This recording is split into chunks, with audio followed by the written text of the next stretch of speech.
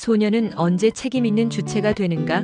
일본 소년법 개정 논의가 던지는 질문. 책임 있는 주체가 되었다면 형사처벌도 성인처럼 받아야 하지 않겠습니까? 이는 많은 국민들이 범죄에 연루된 청소년에 대해 갖는 감정적 반응이다. 일본에서도 마찬가지였다. 특히 2022년 소년법 개정 이후 만 18세 이상 20세 미만의 특정 소년을 어떻게 다룰 것인지를 두고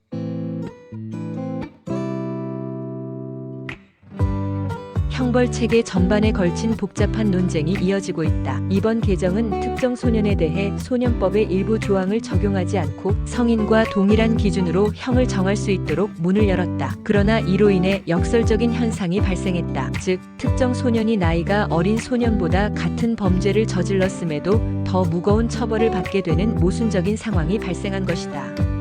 18세 미만 소년에게는 여전히 강력한 감형 규정이 남아있는데 18세 이상 특정 소년에게는 이러한 감형폭이 줄어들거나 아예 적용되지 않는 경우가 생기는 것입니다. 이러한 형의 역전 현상은 단순히 법리의 문제가 아니라 형사정책의 철학을 묻는다. 소년법의 존재 이유는 무엇인가? 소년은 성인과 어떻게 다른가? 언제부터 소년은 책임 있는 주체로 간주되어야 하는가?